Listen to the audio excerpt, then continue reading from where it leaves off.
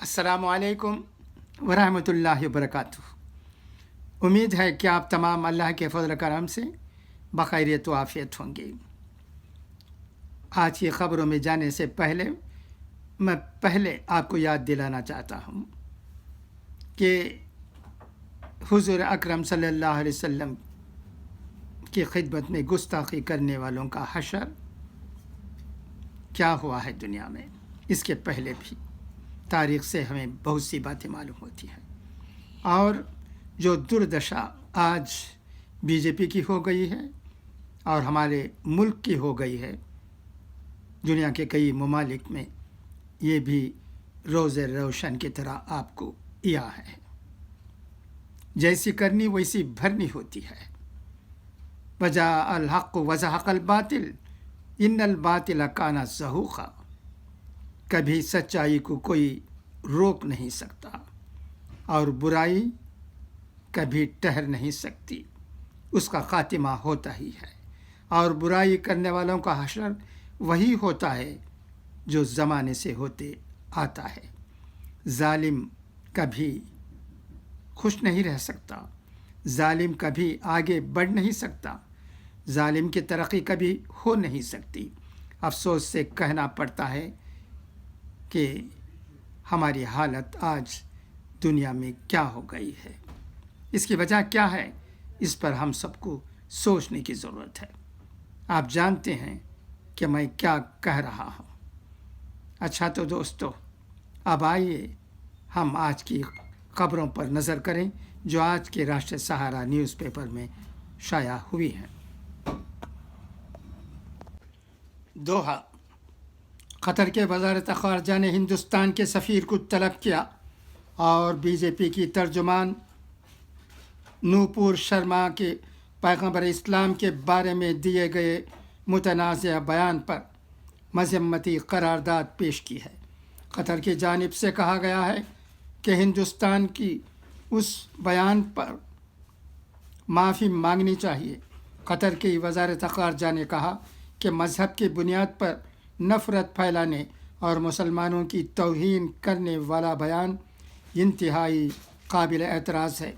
Qatar के दारुल हुकूमत दोहा में हिंदुस्तानी सिफारतखाने के तर्जुमान ने एक प्रेस रिलीज़ में कहा कि सफ़ीर ने दफ्तर ख़ारजा में एक मीटिंग की जिसमें हिंदुस्तान में मजहबी शख्सियात को बदनाम करने वाले कुछ काबिल एतराज़ ट्वीट्स पर तशवीश का इजहार किया। तर्जुमान ने कहा कि सफ़ीर ने कहा कि वो ट्वीट्स किसी भी तरह हिंदुस्तान हुकूमत के मौक़िफ़ की अक्कासी नहीं करते। ये इससे कबल वज़ारत ने बयान में कहा था कि वज़ीर मुमलिकत बराए ख़ारजा उमूर सुल्तान बिन सैद ने ये मुरासला हिंदुस्तान के सफ़ीर के हवाले किया। वज़ारत ने हिंदुस्तान में हुक्मरान जमात की तरफ से जारी इस बयान का खैर मुक़द्दम किया जिसमें उसने पार्टी रहनुमा को मुअत्तल करने का ऐलान किया गया है। मरकज़ी वज़ीर बराए अक़लियती उमूर मुख्तार अब्बास नक़वी ने इतवार को ऐलान किया कि इस साल 50,000 से ज़्यादा हिंदुस्तानी मुसलमान हज पर जाएंगे। नक़वी ने कहा कि हिंदुस्तानी मुसाफिरों को कोविड-19 पर प्रोटोकॉल के तहत सऊदी अरब की तरफ से जारी गाइडलाइंस पर अमल करना होगा। साथ ही हुकूमतिन की जानिब से जाने वाले तमाम आज़िमीन हज के लिए RT-PCR टेस्ट लाजिमी होगा।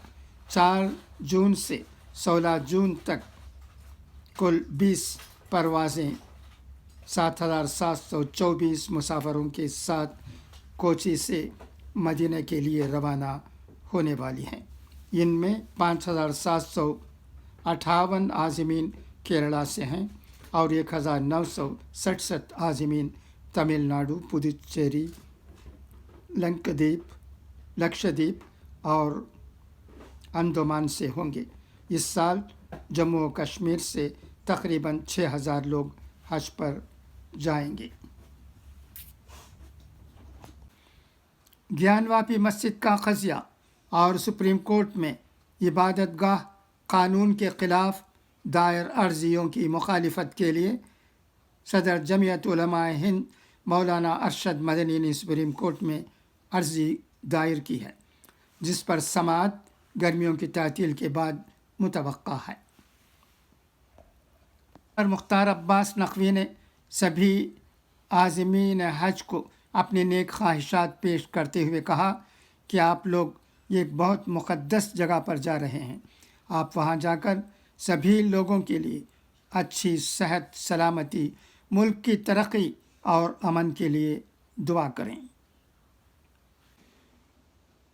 कांग्रेस के साबिक़ सदर राहुल गांधी और party general secretary Priyanka Gandhi ने कहा है कि ज़मीन का बदलता हुआ माहौल ये एक बहुत बड़े ख़तरे की घंटी है, इसलिए इसकी हिफाजत के लिए न सिर्फ हम यौम माहौलियात बल्कि हर दिन जश्न मनाना पड़ेगा।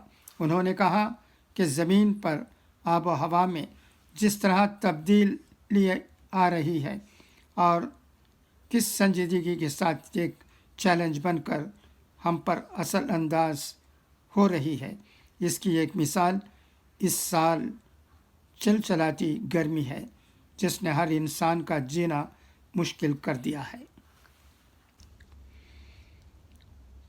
अब आइए हाफिज़ शिराज़ी रहमतुल्लाह अलैह के अक़वाल ज़र्रीन सुने। हम गुरूर के जाम से मस्त हैं और इसी का नाम हमने होशियारी रख लिया है। रफ्तगान तरीक़त को देख कि आधे जौ से भी क़बाए अतलस वो दीबा को नहीं ख़रीदते, उनको इससे हज़ार बेजारी है।